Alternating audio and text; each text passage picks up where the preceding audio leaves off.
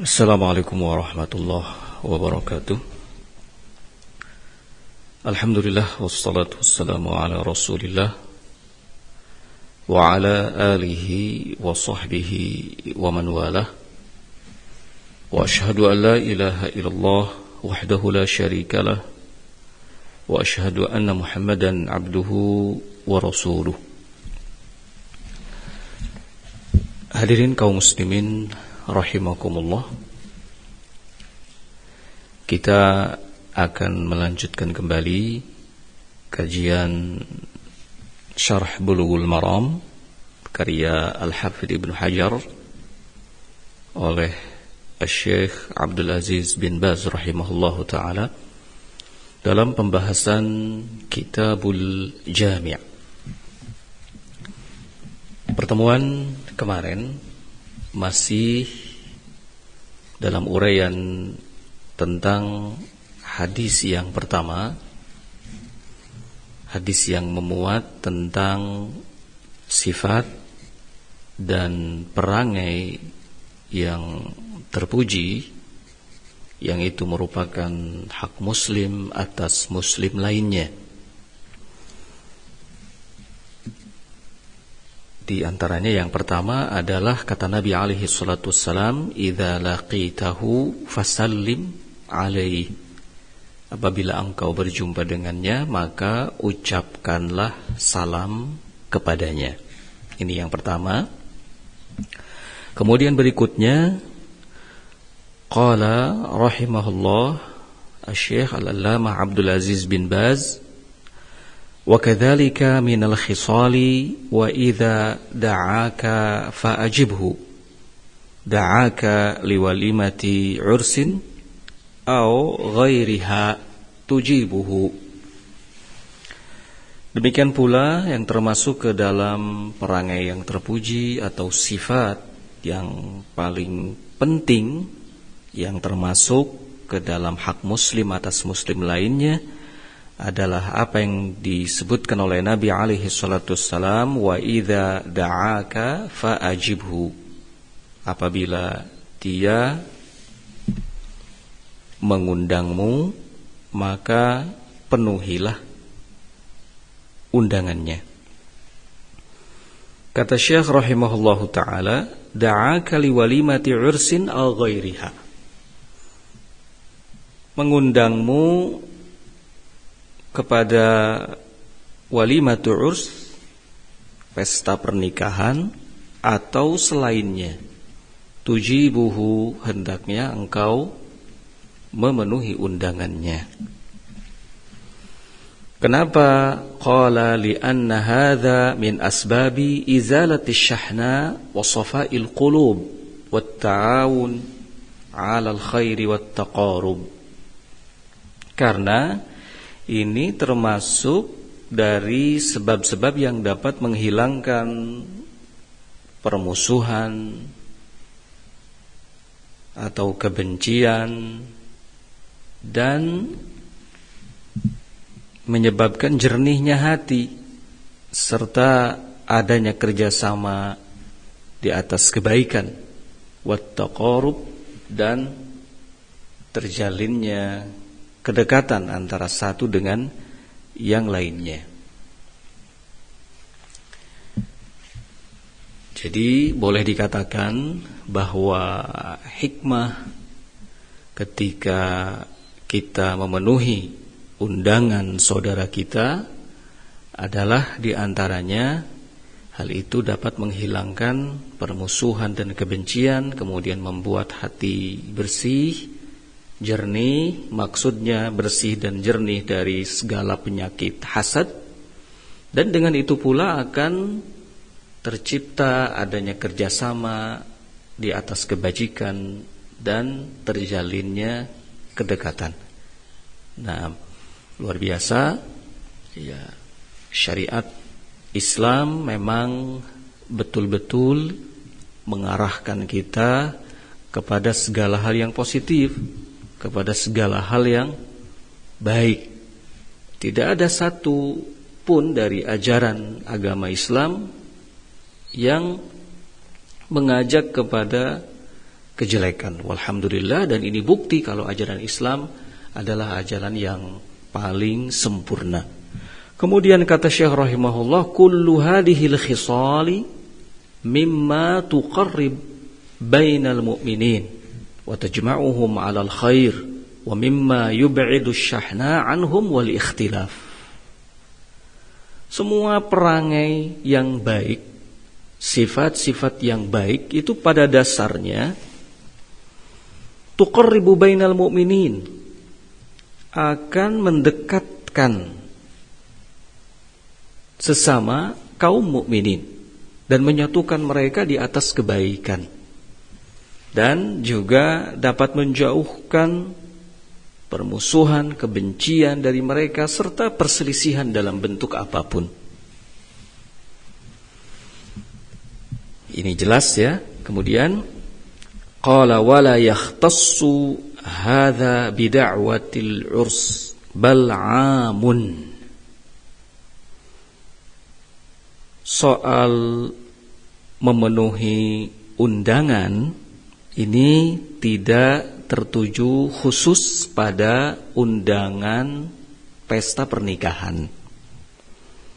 Bal'amun, namun sifatnya umum, artinya setiap kali saudara kita mengundang kita kepada satu acara misalnya,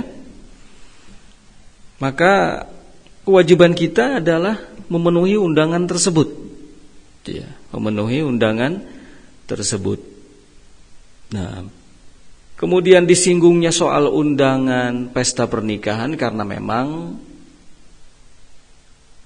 para ulama menegaskan bahwa di antara sekian undangan yang boleh dikatakan di urutan pertama yang mesti kita perhatikan dan kita penuhi adalah undangan walimatul urs, pesta pernikahan. Dan itu memang disebutkan juga dalam hadis secara khusus oleh Nabi alaihi salatu wassalam. Nah, karena itu wajar kalau Imam Asy-Syafi'i rahimahullahu ta'ala sampai mengatakan bahwa aku tidak memberi uzur kepada siapapun untuk tidak menghadiri undangan walimatul urs, pesta pernikahan, kecuali bila dalam acara atau pesta tersebut mengandung unsur kemungkaran. Syekh Abdul Aziz bin Baz rahimahullah nanti juga akan menyinggung uzur apa saja yang menyebabkan seseorang boleh tidak menghadiri undangan walimatul urs. Nah, namun yang pasti yang patut untuk kita pahami di sini, memenuhi undangan saudara kita tidak hanya tertuju khusus pada undangan walimatul urs, tapi sifatnya apa? Umum, sifatnya umum. Sekalipun sekedar memenuhi undangan makan di rumahnya, sekalipun hanya sekedar itu. Qala walihada ja'at al-ahadithu 'ammatun fi ijabati da'wah. Oleh karena itu datang hadis-hadis yang bersifat umum tentang ijabatid da'wah,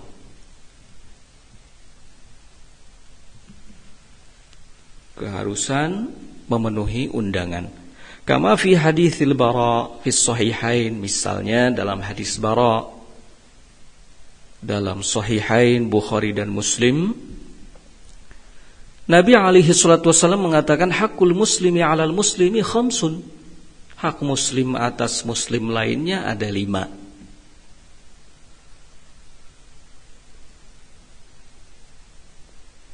Dzakara minha,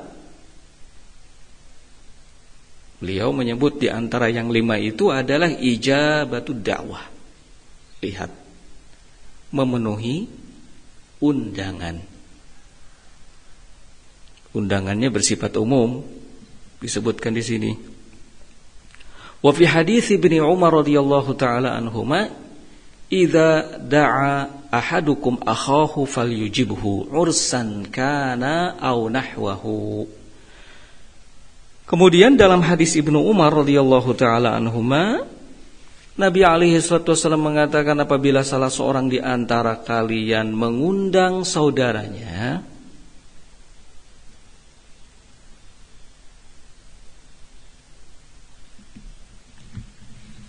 falyujibhu,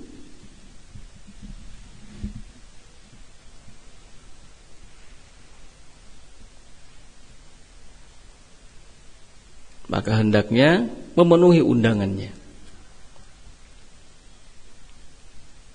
Ursan kana au nahwahu, baik undangan tersebut undangan walimah atau semisalnya. Ya, jadi ini dua dalil yang menegaskan bahwa memang memenuhi undangan itu sifatnya umum, ya. Namun undangan walimatul urs ini sangat ditekankan. Qala illa an yakuna li'udrin syar'iyyin, kecuali bila ada uzur syar'i, ada halangan yang dapat dipertanggungjawabkan, halangan syar'i. Seperti apa saja halangannya? Qala kal matari wal maradi, seperti ketika turun hujan. Ada saudara kita mengundang kita misalnya untuk datang ke rumahnya atau untuk sebuah acara walimah di rumahnya. Qadarallahu ma syaa fa'al, turun hujan besar atau deras. Ini menghalangi kita untuk bisa berangkat. Ketika kita tidak berangkat, maka kita memiliki alasan syar'i. Wal marad, dan juga seperti sakit. Saat kita akan menghadiri undangan saudara kita, tiba-tiba kita jatuh sakit, kita dapat uzur untuk tidak menghadirinya atau memenuhi undangannya. Au wujudi munkarin dhahirin fil walimati, atau saat mendapati ada kemungkaran yang nyata di acara walimah. Wa yas'ab izalatahu, dan sulit baginya untuk menghilangkan kemungkaran tersebut. Wa nahwi dzalika minal a'dzar asy-syar'iyyah allati tamna'uhu min salatil jamaah.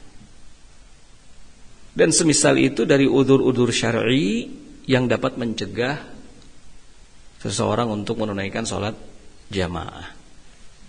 Nah, ini yang berhubungan dengan memenuhi undangan sesama muslim.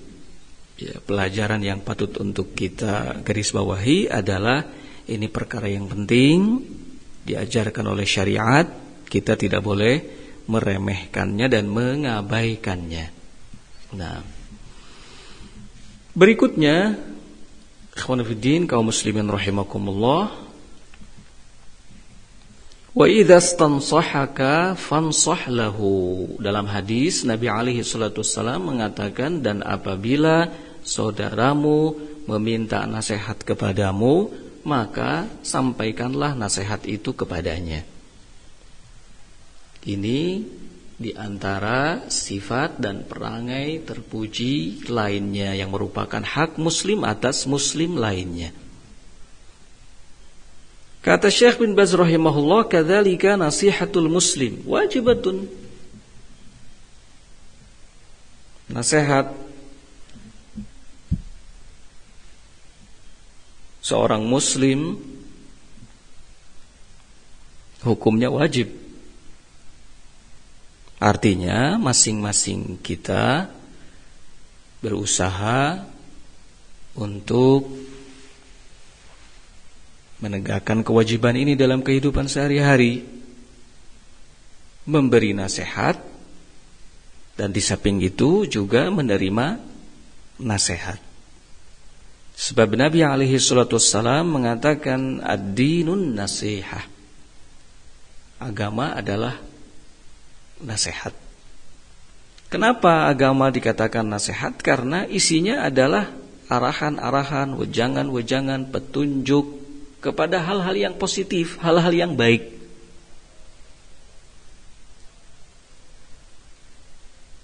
Dalam agama ada perintah, dalam agama ada teguran, dalam agama ada arahan, dalam agama ada petunjuk. Dalam agama kita diberitahu ada hal-hal yang baik yang mesti kita kerjakan. Dijelaskan pula hal-hal yang buruk yang mesti kita tinggalkan. Karena itu agama disebut nasihat, karena dalam nasihat kita berupaya agar saudara kita ada dalam kebaikan dan terhindar dari keburukan.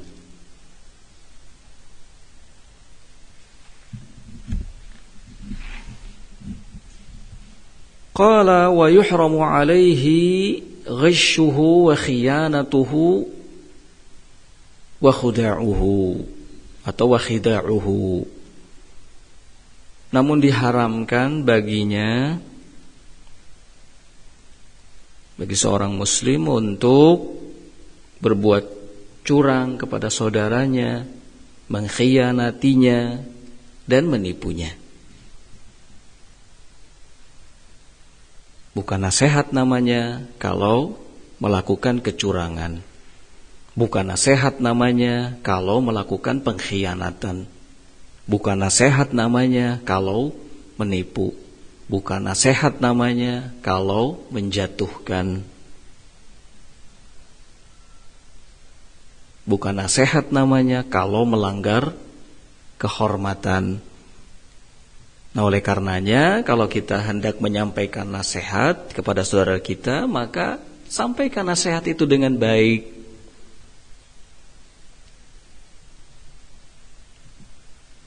Dengan kalimat-kalimat yang baik, bahasa-bahasa yang baik.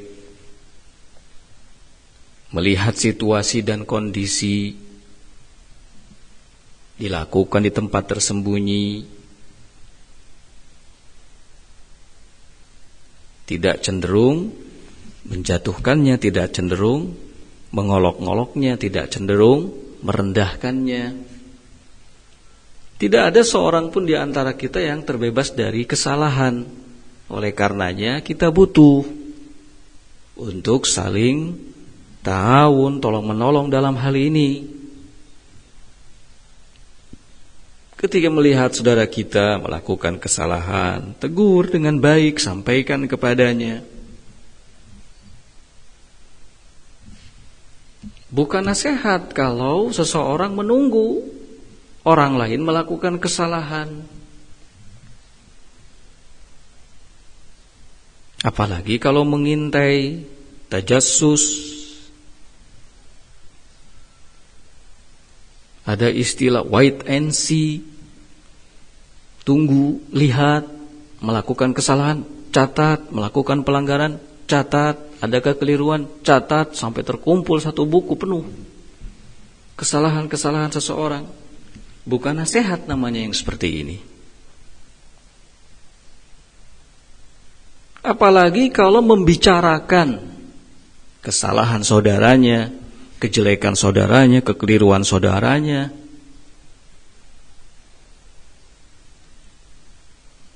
Dan menyebar-nyebarnya ke sana kemari.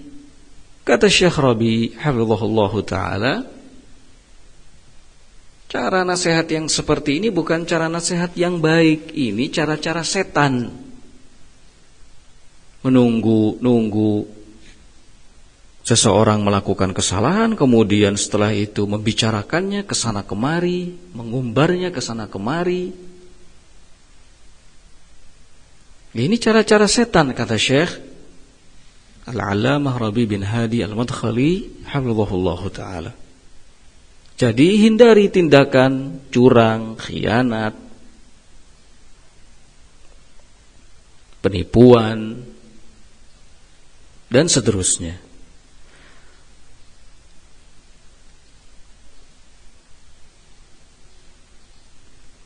Walakin idza tuliba an-nushu ta'akkad. Namun apabila seseorang diminta untuk memberi nasihat, maka pastikan. Talaba minkan nasihata wastisharaka.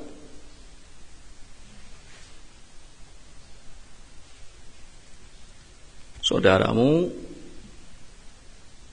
meminta nasihat darimu, ingin bermusyawarah denganmu secara jelas, nyata, fal wajib an-nushu. Maka yang wajib adalah memberi nasihat padanya. Wa adamul khiyanah wal ghish, dan tidak melakukan pengkhianatan serta kecurangan. Nah, ada orang yang memang datang ke kita jelas-jelas minta nasihat dengan tulus, ikhlas, nasihati. Ada orang yang datang ke kita minta bermusyawarah dengan kita tentang sesuatu, minta arahan, minta petunjuk, sampaikan padanya arahan dan petunjuk sesuai dengan kemampuan dan pengetahuan kita. Pastikan. Kenapa harus seperti itu? Karena di zaman sekarang tidak setiap orang yang datang menyampaikan bahasa meminta nasihat itu tulus. Ada yang datang hanya sekedar ingin tahu apa sih nasihatnya, kan begitu. Jadi kalau kita diminta nasihat, ta'akkad, pastikan. Bila memang benar yang datang itu meminta nasihat kepada kita, maka sampaikanlah nasihat dengan baik. Nah, itu persoalan nasihat. Kemudian selanjutnya, wa idza atasa wa hamidallah fashammithu. Dalam hadis Nabi mengatakan, apabila dia saudaramu bersin kemudian mengucapkan alhamdulillah, maka doakanlah. Jawab bersinnya dengan doa. Kata Syekh, kadzalika min haqqihi 'alaika. Ini juga termasuk haknya seorang muslim atasmu. Wa fil hadisi as-sahih yaqul sallallahu alaihi wasallam, idza atasa ahadukum wa hamidallah kana haqqan 'ala kulli man sami'ahu an yaqula lahu yarhamukallah. Dalam hadis yang sahih, hadis riwayat Bukhari, Nabi alaihi salatu wassalam mengatakan, apabila salah seorang di antara kalian bersin dan kemudian memuji Allah setelahnya, maka hak bagi setiap orang yang mendengarnya untuk mendoakannya dengan kalimat yarhamukallah, semoga Allah merahmatimu. Nyata jelas dalam hadis ini menjawab dengan doa orang yang bersin saat dia mengucapkan alhamdulillah, ini bersifat wajib ya, bersifat wajib dan tidak bisa diwakili. Artinya siapapun di antara kita yang mendengar ada seseorang bersin kemudian mengucapkan alhamdulillah, maka semua kita harus menjawabnya dengan doa yarhamukallah. Tidak bisa diwakili oleh salah seorang di antara kita. Sebab Nabi jelas mengatakan kana haqqan 'ala kulli man sami'ahu. Hak atas setiap orang yang mendengarnya. Lihat kalimat, atas setiap orang yang mendengarnya, untuk mendoakan dengan kalimat yarhamukallah. Syekh rahimahullah mengatakan al-wajibu 'alal mu'min 'inda sima'ihi 'utasi akhihi wa hamidahu li rabbih an yushammitahu. Maka yang wajib atas setiap mukmin ketika mendengar saudaranya bersin dan mengucapkan alhamdulillah, memuji Rabbnya untuk mendoakannya. Di sini juga ada isyarat, ya, bersin saudara kita yang patut untuk dijawab dengan doa itu adalah ketika setelahnya mengucapkan alhamdulillah. Saat dia bersin, dia mengucapkan alhamdulillah setelahnya. Kalau yang tidak, maka tidak berhak mendapat doa yarhamukallah. Dalam hadis disebutkan ada dua orang yang di dekat Nabi sallallahu alaihi wasallam, kemudian salah satunya bersin, kemudian mengucapkan alhamdulillah, Nabi menjawabnya. Lalu yang kedua juga bersin tapi tidak mengucapkan alhamdulillah, Nabi tidak menjawabnya. Saat beliau ditanya, kenapa engkau menjawab bersin yang pertama sedangkan yang kedua tidak menjawabnya, Nabi mengatakan karena yang pertama mengucapkan alhamdulillah. Nah, qala wal qaul bil wujubi huna qawiyyun. Kata Syekh rahimahullahu taala, pendapat yang menyatakan wajibnya menjawab orang bersin yang mengucapkan alhamdulillah dengan doa adalah wajib, itu pendapat yang kuat. Ya, pendapat yang kuat. Beda halnya dengan saat kita mengucapkan salam. Kita rombongan 10 orang mau mengucapkan salam, boleh diwakili oleh salah satu dari kita. Tapi kalau menjawab bersin, semua kita harus. Wa in kana al-ma'ruf inda ahli ilmi anna hadhihi sunanil muakkadah minas sunanil muakkadah, meskipun ma'ruf di sisi ahlul ilmi bahwa ini termasuk sunnah yang ditekankan. Namun sekalipun ada yang mengatakan wajib, maka itu pendapat yang kuat, kata Syekh. Lakin qauluhu haqqan 'ala kulli muslimin an yaqula lahu yarhamukallah dhahiruhul wujub. Namun kalau kita perhatikan bagaimana Nabi mengatakan hak atas setiap muslim,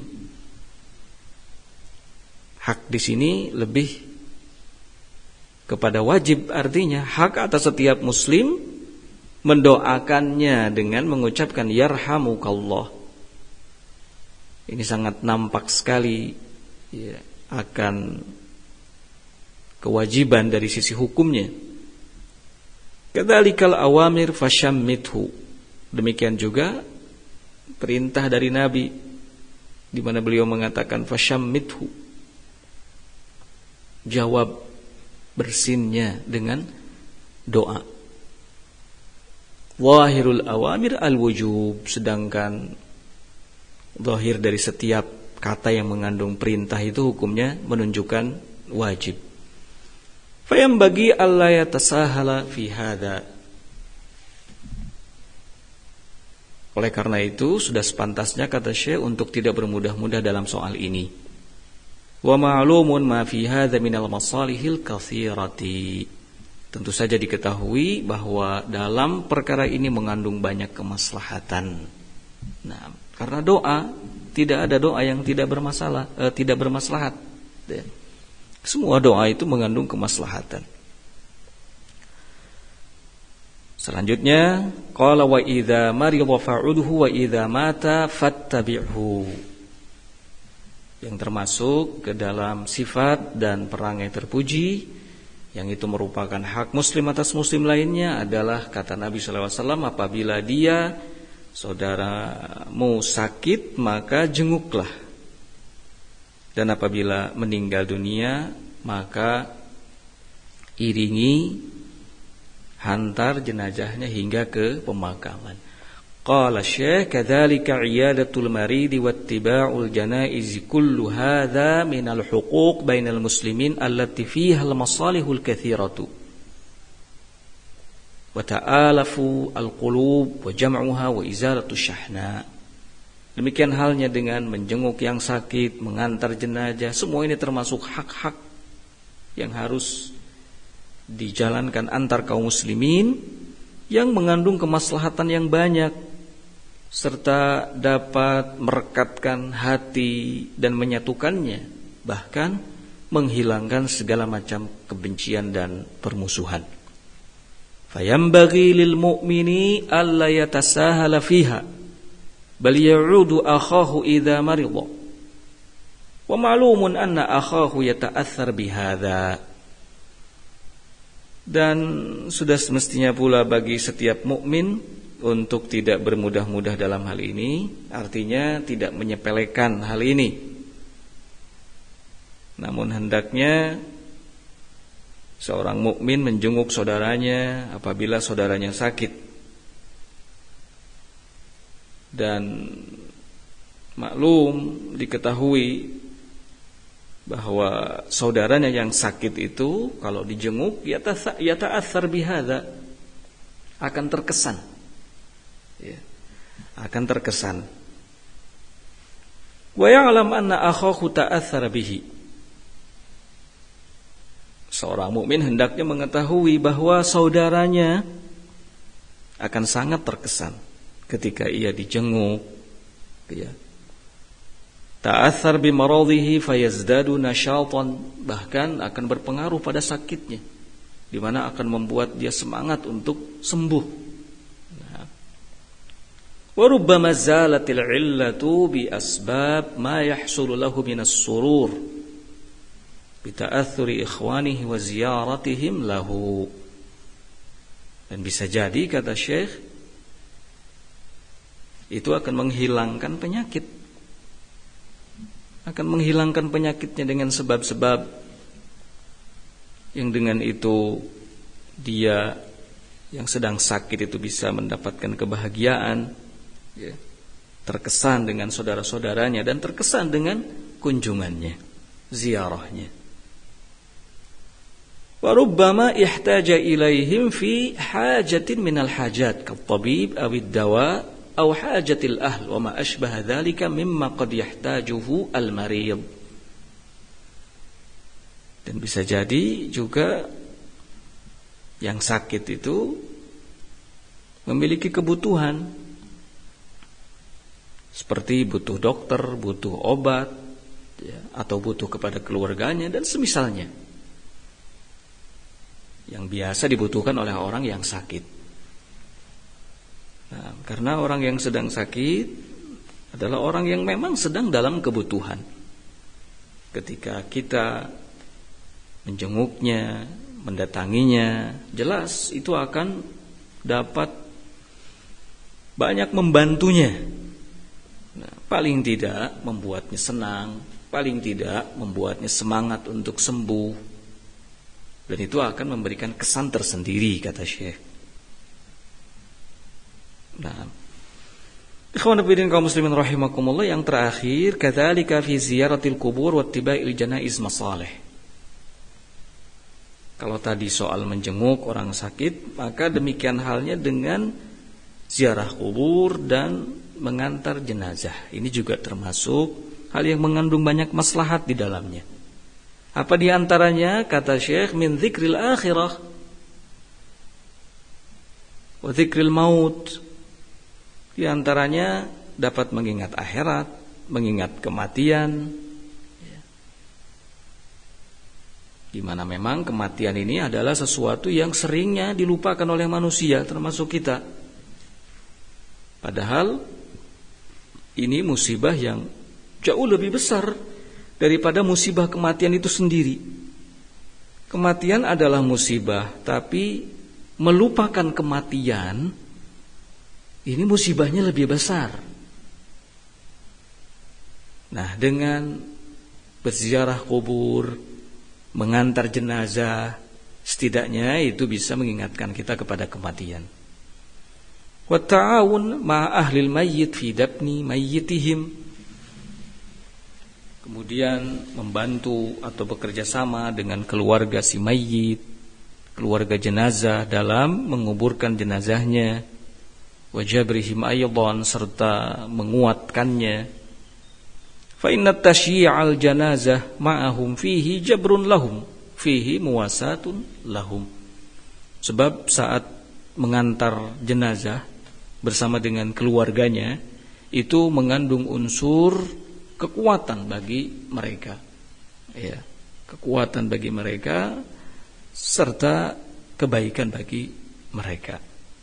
Fahadha min mahasinil akhlaq wa min makarimil akhlaq allati ja'at biha syariah. Inilah keindahan, di antara keindahan akhlak dan kemuliaan akhlak yang telah dijelaskan oleh syariat. Hakul muslim alal muslim, hak muslim atas muslim lainnya. Jadi ini jangan dianggap hanya sebagai kebiasaan, tapi ini adalah hak yang patut untuk kita tunaikan, dan ini juga merupakan sifat serta perangai yang terpuji dan akhlak yang mulia. Yang pertama adalah mengucapkan salam ketika berjumpa, kemudian memenuhi undangan. Yang kedua, yang ketiganya memberi nasihat saat diminta. Yang keempat, mendoakan ketika ada di antara saudara kita yang bersin, kemudian mengucapkan alhamdulillah. Yang kelima, menjenguk saudara kita kalau dia sakit. Dan yang terakhir adalah mengiringi atau mengantar jenazahnya. Hadirin kaum muslimin rahimakumullah, untuk kajian pagi ini kita cukupkan dulu sampai di sini. Dan insyaallah besok pagi kita sambung kembali memasuki hadis yang kedua. Barakallahu fikum, jazakumullahu khairan, wallahu taala a'lam bissawab.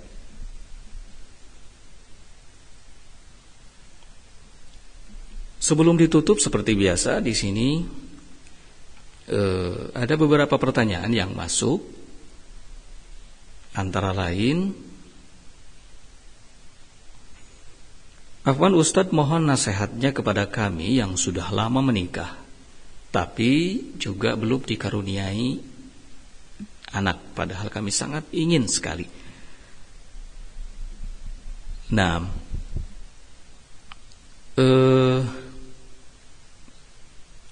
patut untuk kita melakukan ikhtiar dalam hal ini, ya. Ikhtiar yang pertama tentu saja adalah doa. Ya, jangan lupa berdoa kepada Allah Subhanahu wa taala. Seperti misalnya Rabbi habli minas salihin. Ya Allah, anugerahkanlah kepadaku anak-anak yang soleh misalnya. Ya. Berdoa kepada Allah Subhanahu wa taala agar dikaruniai keturunan yang soleh dan solehah. Ini ikhtiar yang pertama. Kemudian ikhtiar yang kedua, ikhtiar yang sifatnya lahiriah, ya, tidak mengapa bagi suami untuk melakukan ikhtiar bagaimana supaya bisa mendapatkan keturunan. Demikian juga bagi pihak istri, tidak mengapa melakukan ikhtiar. Nah, mungkin konsultasi kepada para ahli, nanti akan mendapatkan petunjuk, akan mendapatkan arahan. Nah, namun yang pasti jangan sampai kondisi yang seperti ini, ya, membuat setiap kita putus asa. Tidak ada yang mustahil bagi Allah Subhanahu wa taala, sekalipun usia pernikahan misalnya sudah 7 tahun, 10 tahun, ya, atau bahkan lebih dari itu. Kalau Allah Subhanahu wa taala menghendaki kita memiliki keturunan, maka akan Allah berikan. Karena itu kita juga harus sadar bahwa segala sesuatu tidak lepas dari kuasa Allah Subhanahu wa ta'ala. Apa yang Allah berikan itulah yang terbaik. Apa yang Allah Subhanahu wa ta'ala berikan itulah yang terbaik. Nah, namun tetap melakukan upaya ikhtiar itu tidak disalahkan. Wallahu ta'ala a'lam bis-shawab.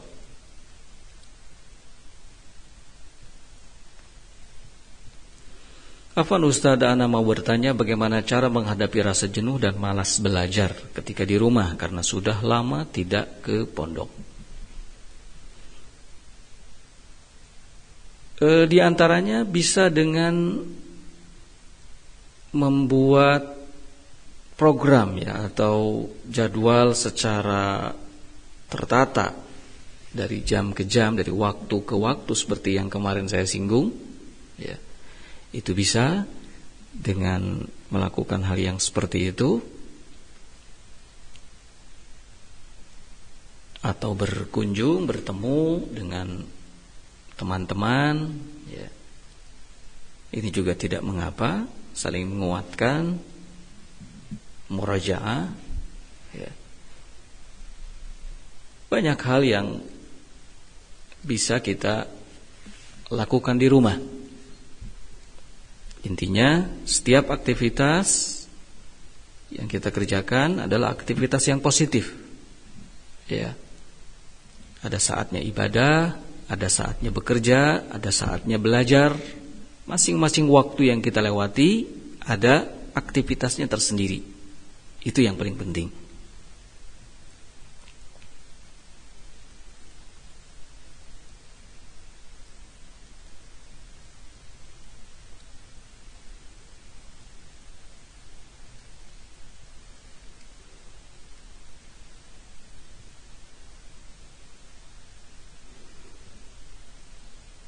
Apa Ustaz, bagaimana sikap kita jika kita telah memberikan nasihat kepada saudara kita berulang kali tapi dia tidak mau berubah? Bolehkah kita memboikotnya? Bagaimana sikap kita yang benar? Nasbir, sabar ya. Sabar ketika nasihat kita di kesempatan pertama, kesempatan berikutnya belum juga bisa diterimanya dengan baik. Nah, makanya salah satu hal yang patut untuk kita siapkan adalah itu tadi, kesabaran ya. Sabar, dan banyak cara yang bisa kita lakukan. Dan kita juga harus introspeksi, bisa jadi cara-cara nasihat yang mungkin kita sampaikan belum tepat ya. Nah, maka lakukan nasihat itu dengan cara yang baik. Soal kaitannya dengan boikot ini harus dilihat sejauh mana tingkat ya, kekeliruan, kesalahan yang dilakukan oleh saudara kita itu. Nah,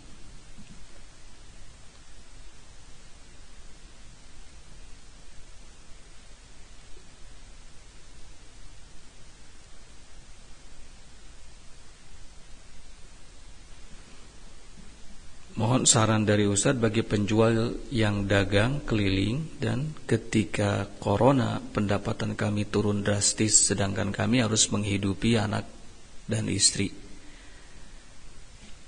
Nah, ini saya kira dialami oleh semua ya, dialami oleh semua. Namun yang pasti pemerintah kita juga tidak melarang untuk tetap melakukan aktivitas ya, jual beli.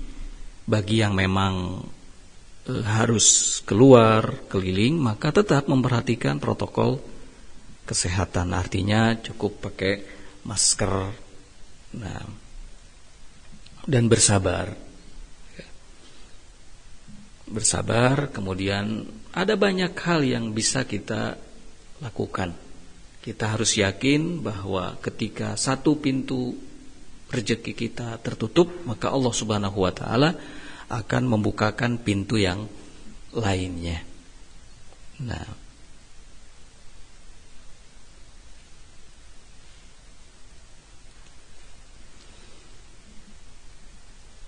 Kemudian berikutnya ditanyakan lagi di sini, Afwan Ustadz, bagaimana adab menjenguk orang sakit? Bolehkah bersama-sama? Khawatir kalau bersama-sama justru merepotkan atau mengganggu yang sakit. Ini disesuaikan dengan situasi dan kondisinya. Ketika memang dirasa kalau bersama-sama itu bakal mengganggu, bukan hanya orang yang sakit tapi juga misalnya keluarganya, maka jangan dilakukan secara bersama-sama. Tapi kalau tidak, dalam artian diketahui oleh keluarga yang sakit, misalnya tidak menimbulkan hal apapun, dan bahkan bisa jadi itu membuat yang sakit menjadi lebih senang, maka tidak mengapa ya, secara bersama-sama. Ya. Intinya sesuaikan dengan situasi dan kondisinya. Dan perlu untuk kita ingatkan kembali, memang menjenguk orang sakit ini bisa memberi kesan tersendiri pada si sakit, dan itu akan membantunya untuk bisa cepat sembuh. Wallahu ta'ala a'lam bissawab. Nampaknya ini yang bisa kita sampaikan. Subhanakallahumma bihamdik asyhadu an la ilaha illa anta astaghfiruka wa atubu ilaik. Walhamdulillahirabbil alamin. Wassalamualaikum warahmatullahi wabarakatuh.